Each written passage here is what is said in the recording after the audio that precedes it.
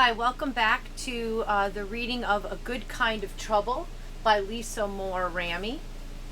If you could get your books out, please, and follow along.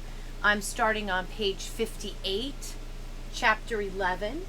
It's titled Unpopular Opinions. For the first time, I wish we had run the mile in PE. I needed a good run to get rid of all the thoughts banging around in my head. I know it's not right for me to be jealous of Isabella, but I can't help it. Coach West does have us do some sprints, and that helps a little, even though I'm not one of the fastest kids, not by a long shot. Carmetta is faster than everybody. I never seen anyone move that fast in real life. It makes me think twice about joining the track team. What if everybody else can run fast like Carmetta? But toward the end of class, when Coach West tells everyone who's joining track to huddle up, I huddle. We'll have our first practice next Tuesday, okay? Make sure you tell your parents, guardians, grandparents, or whoever will be wondering where you are after school. If you don't have running clothes, your PE clothes will be fine. My ugly PE clothes will not be fine. I wonder if Mama will buy me running clothes. I sigh. Mama's not a big fan of buying me stuff she's not 100% sure I need. Yolanda and I rush to the locker room together. You should ask Coach West if you can be on the track team too, I say. Have you seen me run? Yolanda laughs. Today her hair is in 2 buns. One on either side of her head.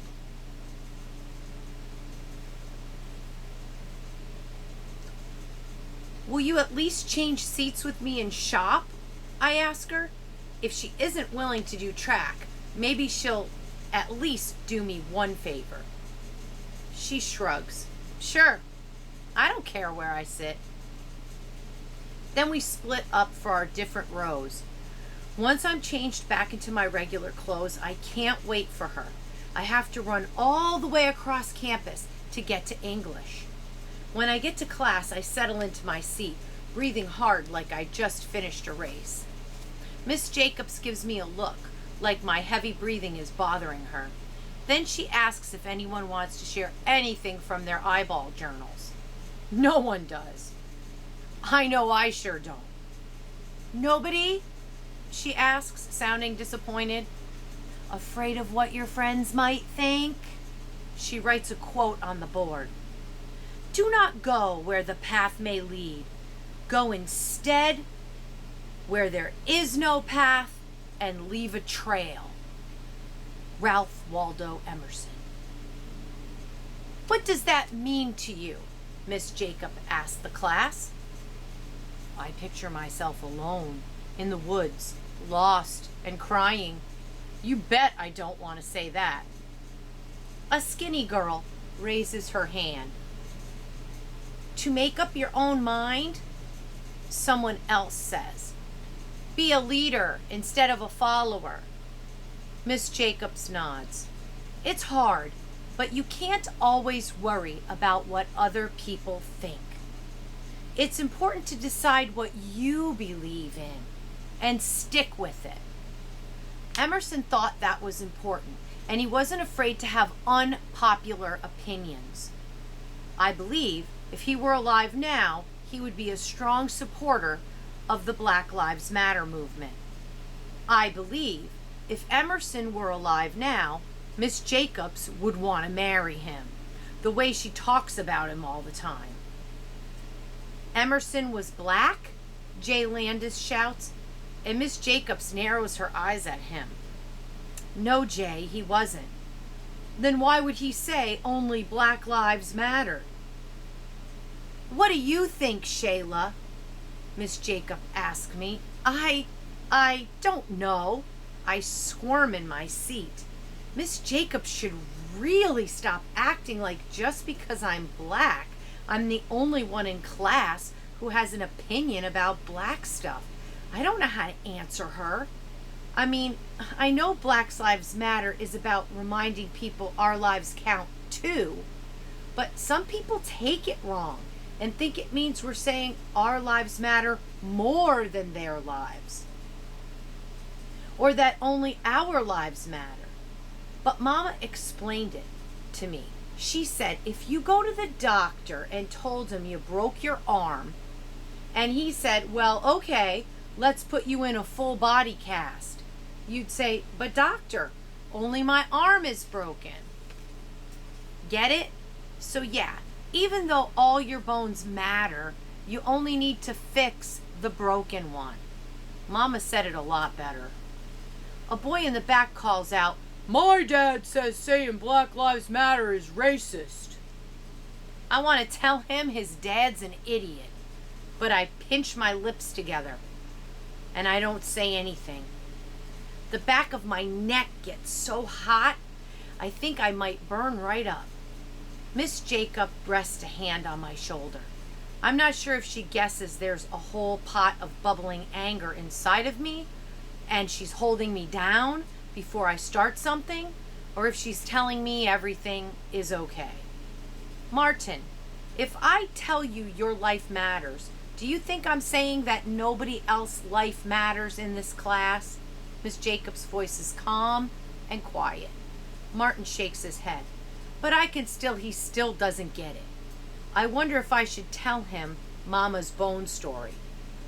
So when African Americans say Black Lives Matter, can you see how they aren't saying that other people's lives don't matter? It takes Martin a minute, but he finally nods. I don't care. I still think his dad is a dummy. Everyone in the back of the class, it sounds like Amy Teen says, but why are the protesters so angry? Well, you'd be angry too if people who looked like you were getting shot for no reason, I say, sort of under my breath and sort of not. And then I snap my mouth closed. I don't know how those words sneaked out. It's like my mouth had a mind of its own. I hear someone whispering behind me, but I don't look. Miss Jacobs gives my shoulder a squeeze, but then she releases it. Injustice usually makes people angry. Some people are confused about why businesses get vandalized in protest. That can seem wrong, but I'm not sure what is the right way to act if people in your community seem to be unfairly targeted by police. Mama and Daddy don't want me watching the videos of black people getting shot or choked or beat up by police. But there's been so many of them, I can't help but see some. I've seen videos of protests too, and sometimes they do get really loud and scary. Miss Jacobs says, I can't tell you what to think. I know in class and at home and with your friends you will hear lots of different things. And some of those things are going to be right and some will be wrong. You're going to have to use those brains of yours to figure out the difference. Really pay attention to what you're seeing and make up your own mind. I wish she would just tell Martin with the dumb dad that his father is wrong. Miss Jacob hits her marker against her hand, stares at us for a second, then she turns to the board and she writes, no one is born hating another person because of the color of his skin, or his background, or his religion. People must learn to hate. And if they can learn to hate, they can be taught to love. It takes her a while to write all those words on the board, and no one makes a peep while she's writing. Does anyone know who said that? She asks us. Barack Obama? Someone shouts. Well, he did tweet it, but he was quoting someone else. Miss Jacob turns around and writes Nelson Mandela underneath the quote.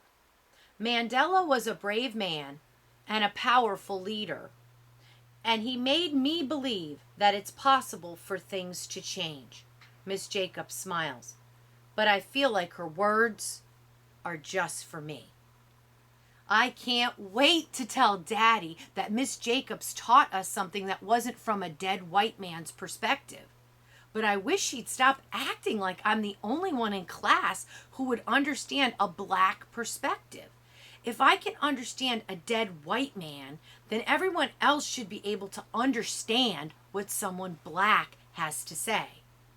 I also don't get why some people think black people are against them when we're the ones getting shot. So that was Unpopular Opinions. And the conversation of Black Lives Matter came up in her English classroom, and it was a little bit of a heated discussion. And Miss Jacobs tells her class, if you cannot worry about what other people think, you're going to have to decide what you believe in. And that's me paraphrasing the information from page 60 in the book. That's why I put the reference point right there. So now we're moving on to chapter 12. It's on page 66. It's called Super Salty. So open up to page 66, and here we go. At lunch, Isabella, Julia, and I sit in our regular lunch spot, even though I noticed Julia looking over at the table where we sat yesterday. I bet she wants to sit there, but that's not our spot. Lynn seems nice, but I'm not sure about Stacy. And besides, the United Nations sit together, just the three of us. So tell us more about Jace smiling at you, Isabella says. She has a little red speck on her cheek, probably from art class. Yeah, tell us about it, bro, Julia says, as if she already knows my story won't be all that exciting. Well, first I fell down and Bernard almost gave himself a heart attack laughing at me. That's not cool, Julia says, shaking her head. I know, I say, and then he yanked me up super hard. I'm putting a little extra sauce on my story, but that's what makes a story good. Jace wanted to make sure Bernard hadn't hurt me. Isn't that sweet? And then he smiled real big at me. Talking about it makes the butterflies come back. Sounds promising, Julia says, and I totally forgive her for sounding so sarcastic a minute ago. Command! I flinch when I hear the sound. A bunch of boys surround Alex. I can tell they're being jerks just by how they're laughing and nudging each other. One of the boys, Daniel Richards, says something to Alex, and at first Alex looks around a little confused. Daniel is obnoxious. So I know whatever he said can't be good. Why can't they leave him alone, I ask. Maybe he shouldn't crack on people all the time, Julia says, or be so sarcastic. You're one to talk, I tell Julia. They're just having fun, Isabella says. It's not like they're hurting him. It's just a game. She sounds like she's apologizing, even though she's not the one doing anything wrong. Alex climbs up on the lunch bench. The big grin he usually wears is gone, and he seems nervous. He doesn't look like he's having fun, I say. Alex almost falls when he steps up from the bench to the top of the table. And instead of helping him, the boys just laugh harder. I start to get up. And that's when I see Jace standing right in the middle of it all, laughing with the rest of them. My throat gets really small and I sit back down. I'm not sure what I was going to do anyway. I look around for Principal Trask. She likes to walk around the lunch making sure we're all doing what we're supposed to. This isn't what we're supposed to do. I know that for sure. Principal Trask is pretty scary, and if she has ever smiled, no one has told me about it. Normally, I don't want to see her, but I wish she'd show up and tell those boys to leave Alex alone. Sing it, Jace shouts. Yeah, sing it, another boy calls out. Alex starts singing that commercial jingle about good-smelling shampoo, but in the commercial, it's a girl singing it. And I know the boys are trying to make Alex feel embarrassed. Daniel is elbowing his friends and cracking up. But then I see Alex's expression change. His grin comes back. He starts clapping his hands, changing the beat, and I have no clue what he's up to. Then he starts rapping. He lays down a few lines about how all the boys are jealous of his hair and need to try his shampoo. Then he tells Daniel to stop whining. Lots of people at the lunch table start laughing, and you bet that makes Daniel get a big fat frown on his face. Serves him right. Alex fluffs his curly hair, and then he throws in a little beatbox. When he's done, he takes a deep bow. People start clapping and laughing. I bet they're all glad to see the tables get turned on Daniel, too. Then a yard duty teacher comes over, and Daniel and Jason, the other boys, run off, leaving Alex standing up on the table. The yard duty teacher offers her hand to help Alex down, but he waves her off. I got it, he says. We don't climb on tables, she says. I want to tell the teacher she should be mad at the boys who made Alex get on the table, but I don't want to get Jace in trouble. My apologies, Alex says, back to his goofball self, before dashing off. I would have died if someone made me get up on a table and sing.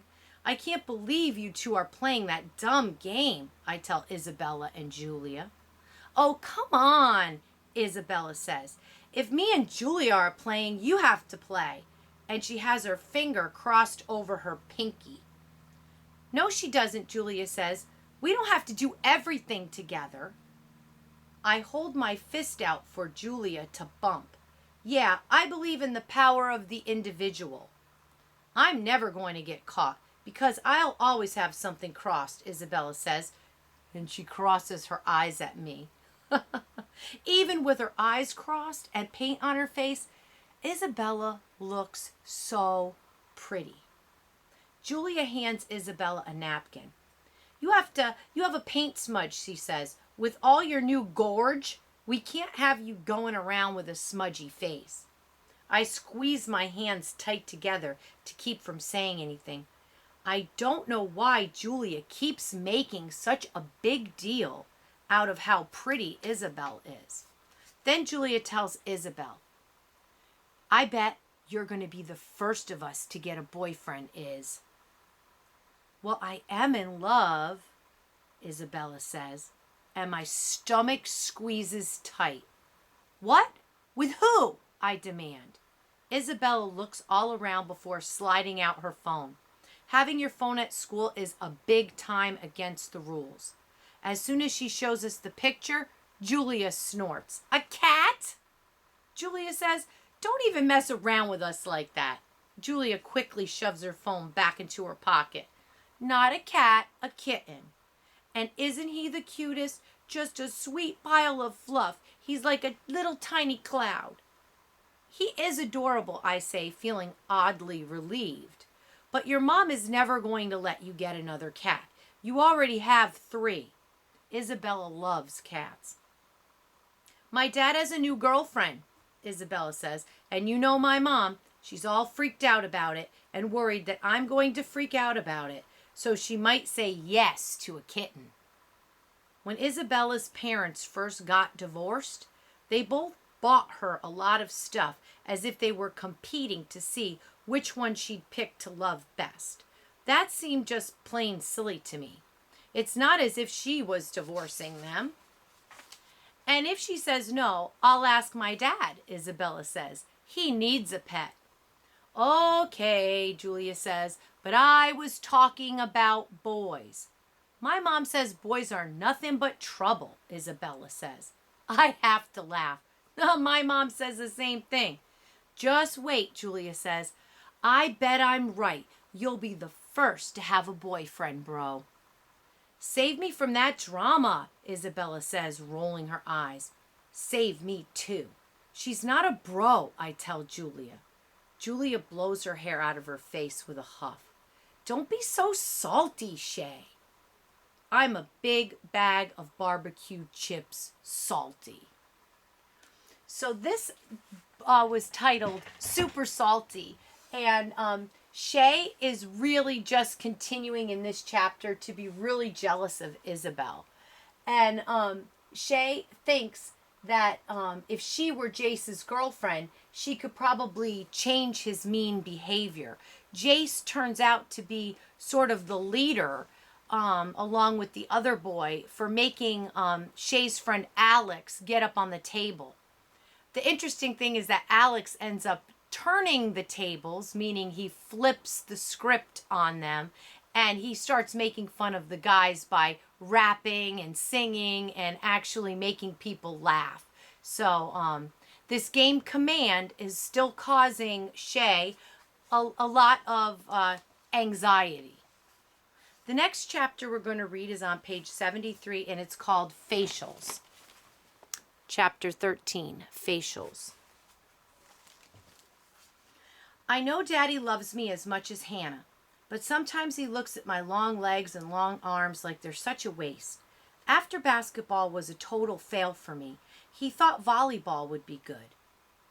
He got really excited thinking I would be a volleyball version of Serena Williams, but I was terrified of getting a facial.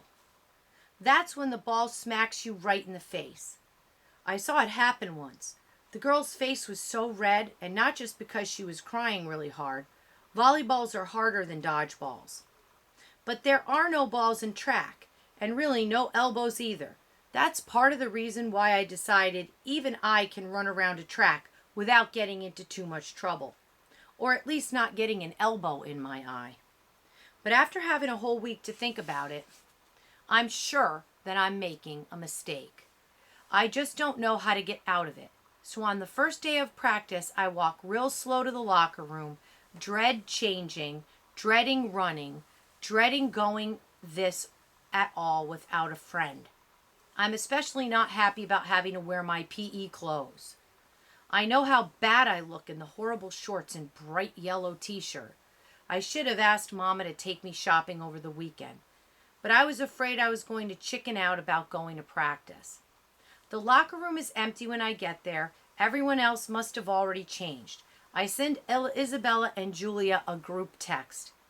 Am I crazy for joining track? Isabella, I think you're brave. Julia. So there's their text. Nice. I shuffle outside. This is the first time I hope Jace is not around. If he sees me in my PE clothes, I will never, ever have a chance with him. A bunch of kids stand around waiting, and my palms get all itchy because there's a small group of black kids standing together. Carmetta is one of them. I don't know if I should go over there. That might sound like I don't know that I'm black, which isn't true, but I don't know how to walk over and just act like I belong. Sweat forms on my big forehead. I rub my hands on my ugly PE shorts. Shay, someone hollers. I bite back a tiny scream. Bernard. Standing next to him is like standing next to a mountain. You run track? I squeak. Nothing about Bernard makes me think he can run fast, which may be a good thing. I could totally get away if he starts chasing me. Shot put. I don't like the sound of anything that has the word shot in it. It's a heavy thing you have to throw, Bernard says, like I should have known that. He puts a hand up to shield the sun out of his eyes, and he licks the sweat off of his upper lip. Coach West comes out and herds us all together. Okay, everyone, we're going to stretch out. And then once we've got those muscles ready to go, we'll do a quick warm-up. Then we'll do a few drills so you can all get the idea of what's involved. Carmetta, show everyone the stretches we want them to do, and then release them for 4 times around the track. Coach West sounds excited, like she's ready to find the next U.S. Olympic track star. A mile is our warm-up. Uh-oh. Carmetta shows all the newbies like me the proper way to stretch. And then, too soon, it's time to run a mile. You like running? Bernard huffs as we start our first lap. I don't know why he's running with me, except maybe because I'm slow and he's slow, I guess. I huff back. I start running faster, and now it feels exactly like Bernard is chasing me. After our mile warm-up, Coach West explains how we're going to try a bunch of different things, and she assigns us to groups. I'm relieved I'm in a different one than Bernard. I jump a few hurdles, run a 50 and a 100. I don't think I'm much of a sprinter. I try to high jump and foul out a bunch of times on the long jump. Coach West has some of the 8th graders taking notes and keeping track of our times. Angie Watkins is one of the helpers. Angie has long eyelashes and that make her look even longer with mascara. She has on a cute spandex track shorts, and although she isn't very tall, she has long, strong legs. Her hair is braided in a complicated pattern that she must have sat for hours to get. We are both black, but we do not look anything alike. Although if I was allowed to wear some mascara, I could at least have long eyelashes like hers, and that would be something. When she sees me try to jump over some hurdles, she smiles at me. I smile back, but it makes me trip over the hurdle. I almost fall right on my face. Angie puts her hand over her mouth quick, I guess to hold back all her laughter. I can't exactly blame her. I don't know what it is about someone falling that seems so funny. After Coach West says we're done for the day, I head to the line at the water fountain to get a drink. Someone behind me bumps that space right at the back of my knee. Hey, I say, whipping around. Bernard. My throat gets tight. Sorry, I mumble, even though he nudged me. Got you, he says, pointing to my leg and laughing. I turn back around. I don't want to be pounded. You did good, he says to my back. It takes me a second to realize he paid me a compliment. Thanks, I say, confused. I take my turn at the water fountain, wondering why he would be nice all of a sudden. When I finish slurping, I turn around and Bernard is still standing there like I'm supposed to say something else. I like the hurdles, I say. I wipe the water off my mouth. But they're hard. I guess you need really good timing. I overheard Angie telling that to Carmetta. It's rhythm, he shouts. Can you dance? He starts dancing around me, of course, making a bunch of kids look over. I freeze. My face is so hot, it feels like someone smacked it with a ball. Angie comes over and says, "Oh, that's what I'm talking about," and she starts dancing too. She swings her head around, making her braids swirl. Then she gives Bernard a little push and walks off. Bernard laughs, and then he gives me a little push.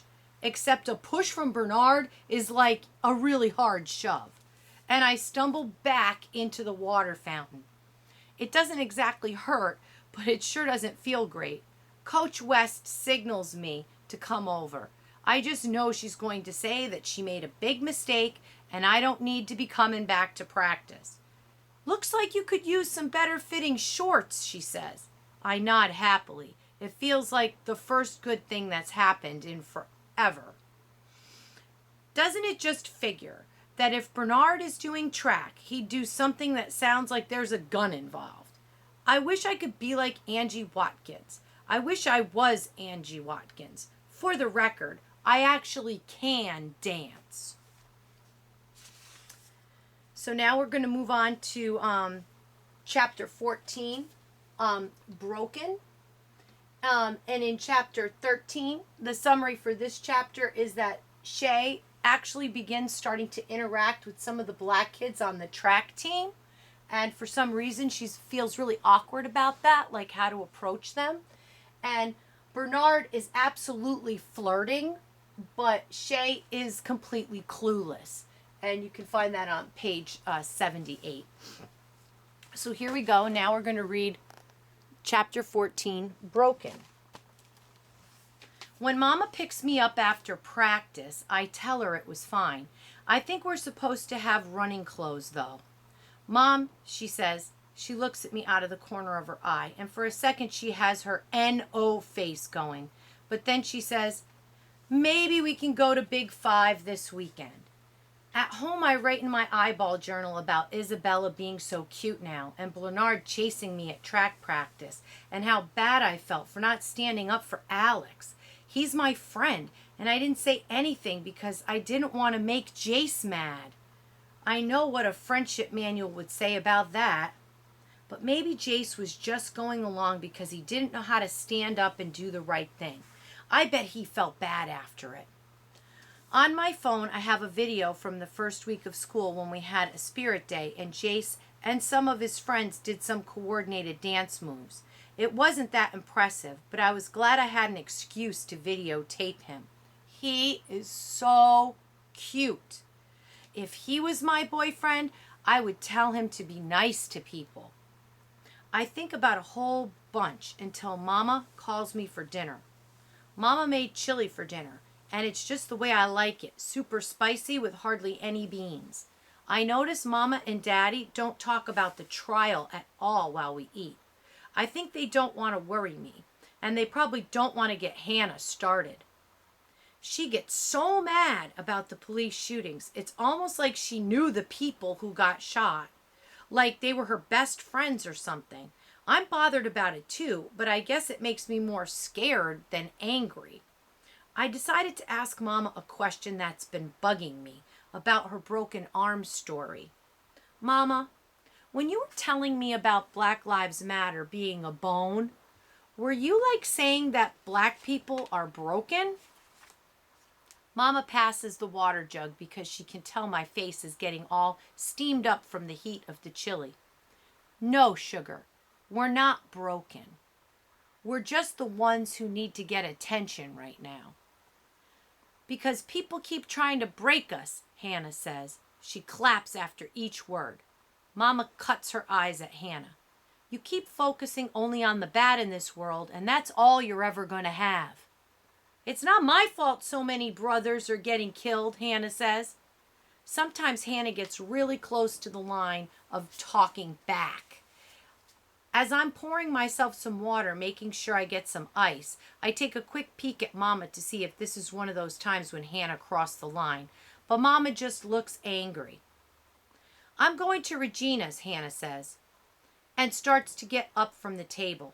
I frown at my bowl. I'm not finished yet, but I'm close, which is supposed to mean that we're going to be at the part of dinner that I like best, when the four of us are sitting around at the dining room table, knowing it's time to get up and put our plates in the dishwasher, but just being too full to move. Daddy will usually crack jokes. Mama sometimes will tell stories about back when she was a kid. Mama is the youngest of 10 kids, and her brothers and sisters were always terrorizing her. She probably didn't think it was funny then, but she makes it seem funny now. Excuse you, Mama asks Hannah, not really asking anything. Did I hear a question just now? Hannah sets her bowl back down and twists her hands up like she's praying hard. Can I please go over Regina's? It's a school night, Mama says. But we need to make Black Lives Matter posters. Hannah's eyes are all shiny, and I can tell she's excited about making posters, or if it's just her usual reaction to seeing Regina. I see Mama and Daddy exchange a look, and I know they will let Hannah go. They are serious about school nights, but they are more serious about Black Lives Matter. Mama tells Hannah, you better hurry and get going, Miss Thing, so you won't be out too late. I wonder if Miss Jacobs is right. Would Emerson really support Black Lives Matter even though he's a dead white man? So in the chapter Broken, Shay asks her mom a little more questions about what she meant about Black Lives Matter being like a broken bone. And what the family discusses is all about the Black Lives Matter movement. Hannah's really excited to go over to her friend's house and make some posters for a rally. And she says, Mama, when you were telling me about BLM being like a broken bone, were you saying that black people are broken? That was on page 81. And that's not what Shay's mom meant. Shay's mom meant that at this moment in time with all the police brutality, that black people issues just need to be paid attention to more. Not that their lives matter more than anybody else's. One thing I want to say about the next chapter, Brothers and Sisters, it's on page 84, Brothers and Sisters, is that In Black culture, they usually can sometimes call each other, hey brother or hey sister. That's something common among some Black people. That's why Hannah said, oh, is that a brother? Saying like, meaning, is that a Black guy? Chapter 15. It's late and I'm in bed, but I'm not having much luck getting to sleep. When I think too much about Jace, I feel happy and sad at the same time. You know what? Maybe he will never like me back. And I want to have a thing. Julia has basketball and a whole group of other friends. Isabella has her art and is like all beautiful now, so she has that too. Hannah has Regina and her Black Lives Matter. And all I have is this eyeball journal. If Jace liked me back, I'd have a really good thing. When I hear the front door open and close, I know Hannah is home. I hear her murmuring with Mama and Daddy, and then I hear her in her bedroom. A few minutes later, I hear the bathroom door, and I risk creeping out of bed. I bet Hannah can tell me how to get Jace to notice me. I knock softly on the bathroom door, and with a huff, Hannah says, "Come in." She's wrapping her hair up for the night, and I go ahead and I risk joining her in the bathroom. Hannah likes me to leave her alone mostly, and interrupting her nighttime routine makes my hands itch. But I have to ignore them. Hannah doesn't even look at me for a few minutes. Then she finally says, "What?" "I have a question, about boys." I start fiddling with the cream hand towels that are just for decoration. The towels we use for actual hand drying is on the counter. "You don't need to be dealing with no boys," she says. But then, maybe because she knows she sounds way too much like Mama, she sets her comb down and she faces me. "Somebody trying to talk to you?" She sounds so serious. I worry that this was a bad idea. "No," I say. "Obviously boys talk to me. But, that's not what Hannah means. Talking means liking each other. Before you are boyfriend and girlfriend, you are talking. So far, I haven't been talking with anyone." Hannah's eyes narrow, like she's trying to see me better. "Then what?" I'm not used to having my sister's attention focused all on me, and I start talking too fast. "There's this guy in my first period who's really cute. He has the greenest eyes, and he makes everyone laugh all the time." Thinking about Jace gets me all tingly, like mothballs are settling all over my arms and legs. It's a strange feeling. I don't even know if I like it. "Is he nice?" Hannah asks. Well, I ignore that question, because that's not really the point. Julia said Isabella will probably get a boyfriend before either of us do. I still can't believe she said that, like Isabella is all that, and I'm just a 5-head pile of dog food. "Not everybody wants a boyfriend, Hannah says. "But Jace is really cute. I'll show you." I search through my phone and I pull up the video of Jace. Hannah stares at my phone for a minute. "He's a brother?" she asks, all shocky voiced. "So?" I say. Hannah hands me back my phone. "Well, I'm surprised he's Black. I didn't know you would be down with that." "Ha ha," I say, and it's all I can do not to roll my eyes at her. "Check out little sis," Hannah says, like she's showing me off to someone. "Next thing you know, you'll be protesting with me." "You want me to get you an armband?" Hannah told me she wears her armband to make sure people don't forget about us mattering. To remember those who died. The armbands might make people remember, but it also seems like it might make people angry. And that's sure to be trouble. So I tell Hannah, "Yeah, no thanks." Hannah grips my arm hard. "Black Lives Matter is important, Shayla." "I know, Hannah." Hannah thinks I don't care about being Black. Sometimes since I'm not like her, but she's wrong. I want people to know we matter too. I just don't want to wear an armband. If I start wearing an armband, everybody will ask me about it and make a big deal. And I don't think that would stop anyone from dying. Hannah sighs really loud, like she's in pain or something. "You can't just want things. Sometimes you have to do something. Like if you want that boy to notice you, You can't just sit there waiting for it to happen. Then she tells me to get out of the bathroom. I'm back in my room before I realize it. She didn't even tell me what I'm supposed to do to get Jace to notice me. No, not to notice me, but to like me. Family is the most important thing ever. So when you think of black people as a big family, it's easier to get why we say Black Lives Matter. I know Black Lives Matter is important, obviously. Hannah acts like I'm dumb sometimes.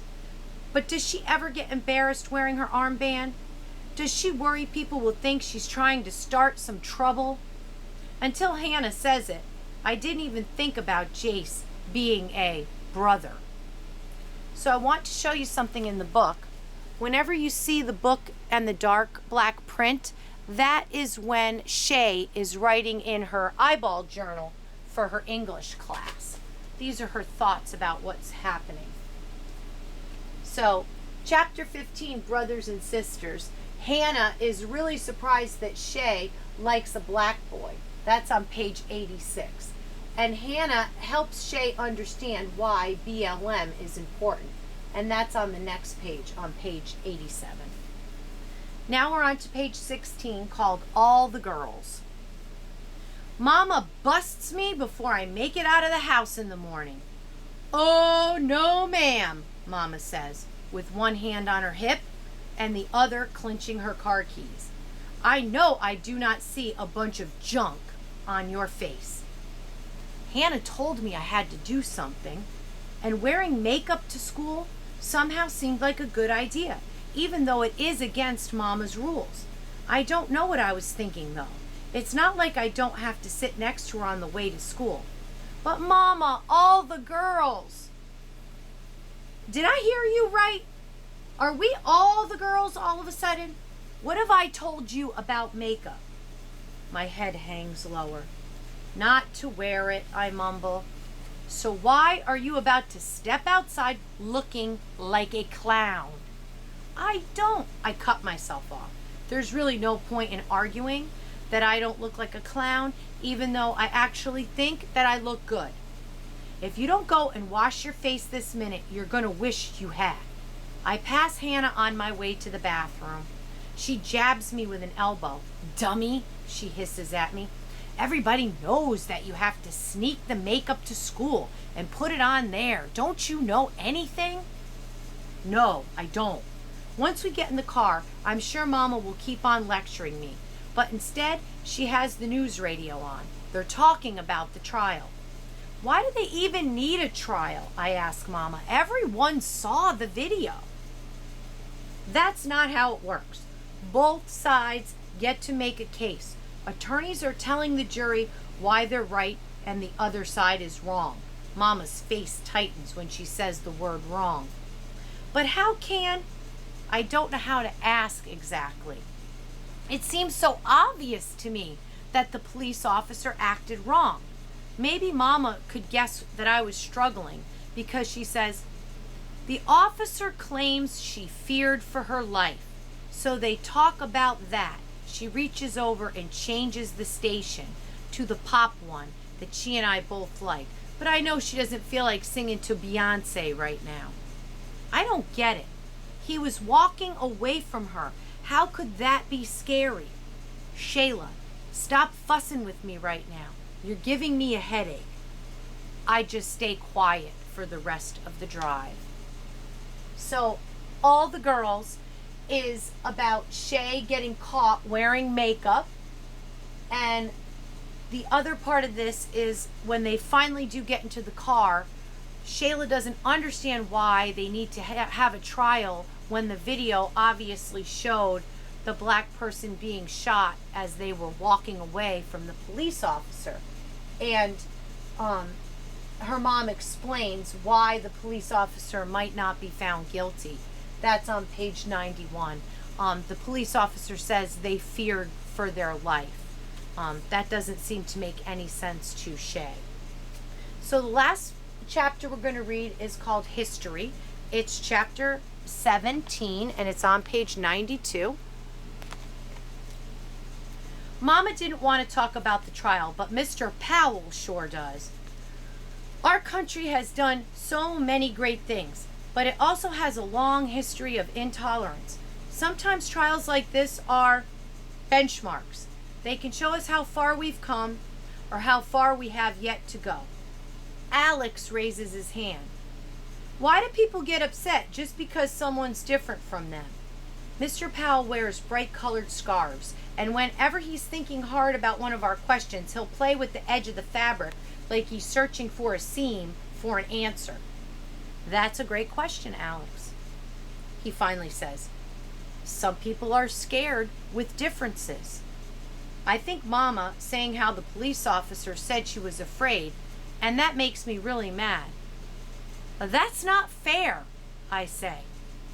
No, it isn't, Mr. Powell answers me.